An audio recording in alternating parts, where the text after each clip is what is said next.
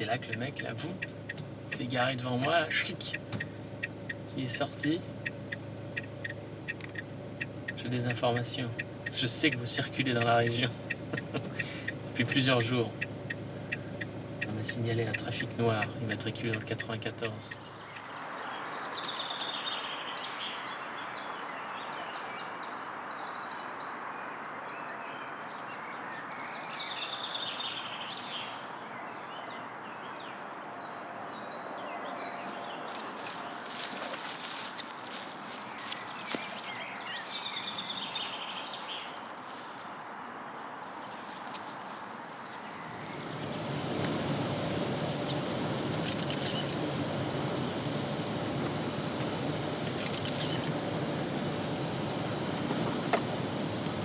Au fond, je pense que je suis devenu photographe par goût de la déception, qui peut paraître paradoxal ou étrange.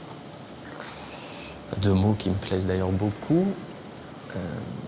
J'ai eu assez vite la sensation que je n'appartenais pas totalement au réel, qu'il y avait quelque chose qui coinçait entre moi et lui. Et qu'il y avait une sorte de distance, de cassure.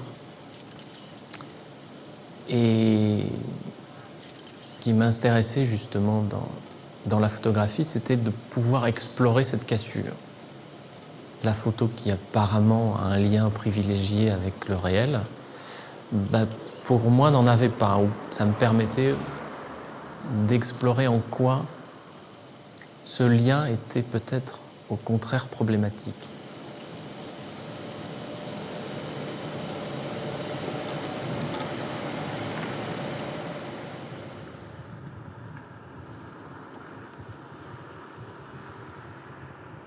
Je pense que d'ailleurs c'est pas fondamentalement une démarche singulière. Beaucoup de photographes entretiennent ce rapport ambivalent avec lui et du coup passent leur temps à l'épuiser. Et donc on marche sur cette terre, voilà, avec ce questionnement permanent, avec cette position délicate, assez inconfortable, où on n'appartient ni au réel, où on n'appartient plus à Dieu, pour ceux comme moi qui n'y croient plus, qui ne croient plus non plus au réel, mais du coup, à quoi peut-on croire? Est-ce qu'il ne faut croire qu'en soi-même? Et qu'est-ce que ça veut dire? Voilà, peut-être c'est le fond, c'est le départ. Et c'est un questionnement peut-être un peu primitif, mais qui est aussi quelque chose d'assez métaphysique, vertigineux, qui fait que voilà, je fais les images que je fais.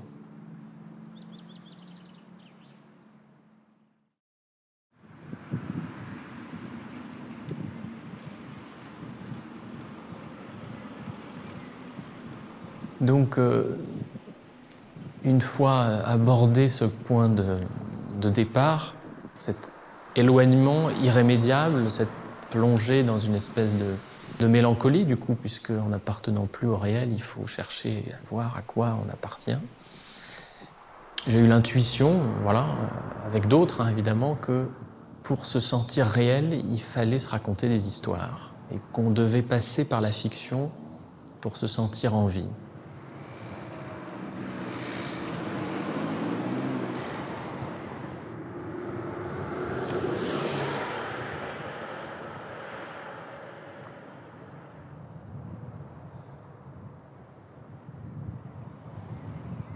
Et qui dit fiction dit nécessairement mensonge, invention, création, mais aussi imposture.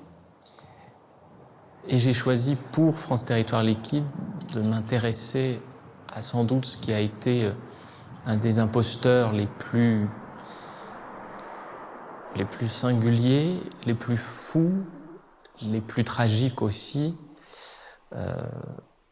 qui est devenu une histoire assez célèbre, parce que de ce fait divers réel, et c'est devenu progressivement un territoire de fiction qu'a emprunté Emmanuel Carrère dans L'Adversaire, puis Nicole Garcia et puis Laurent Canté et encore bien d'autres qui en ont fait soit du cinéma, soit des reportages en tout genre, qui ont exploré donc la figure de cet imposteur incroyable qui s'appelle Jean-Claude Roman et qui pendant 18 ans s'est fait passer pour un médecin. Il partait donc de chez lui le matin, il accompagnait ses enfants à l'école, il disait être médecin, chercheur à l'OMS, donnant des cours à la fac de Dijon, de Besançon, etc., avoir une vie extrêmement remplie. Et en fait, il ne faisait rien, on ne sait pas très bien ce qu'il faisait.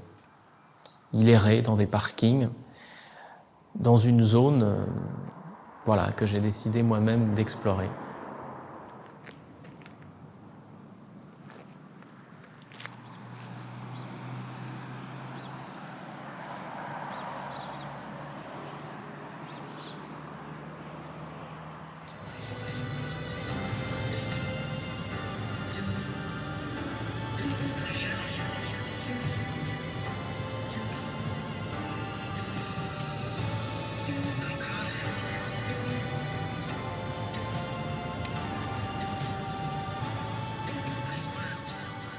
J'ai donc décidé de repartir sur ces terres, de traverser ce que j'ai appelé sa zone de repli. Alors, pas pour en faire un travail de photojournaliste, ça m'intéressait assez peu de coller à la réalité de ce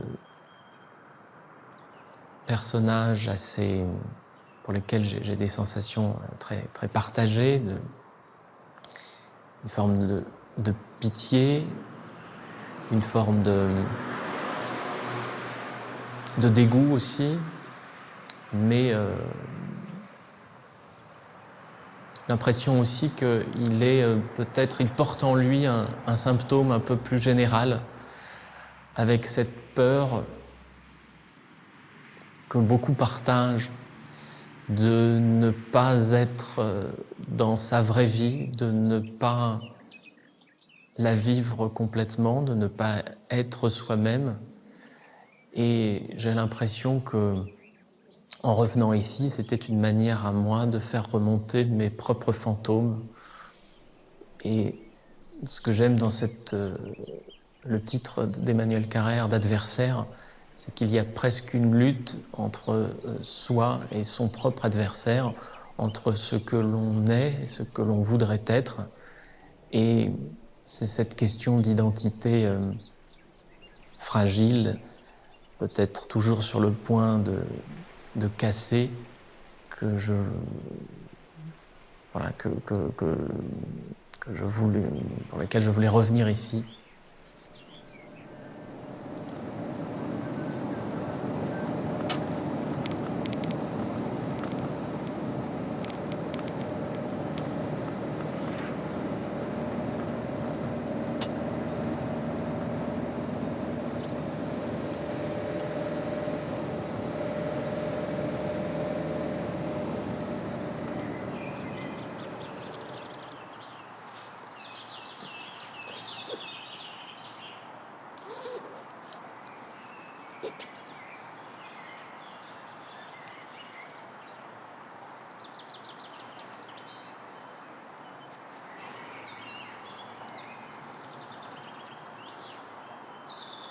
Donc, la question qui me taraude, c'est est-ce qu'un événement effacé par le temps peut encore hanter le visible ?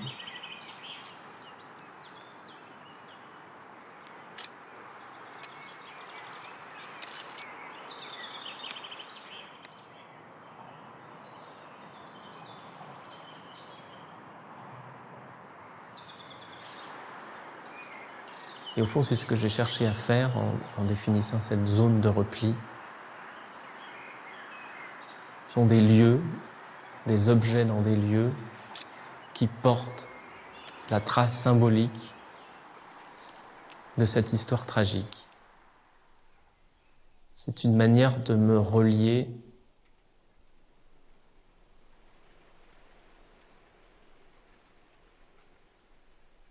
à la mort de ses enfants,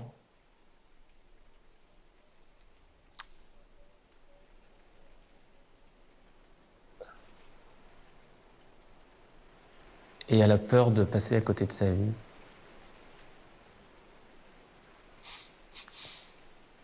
Tu vois, je vais partir dans l'ombre là.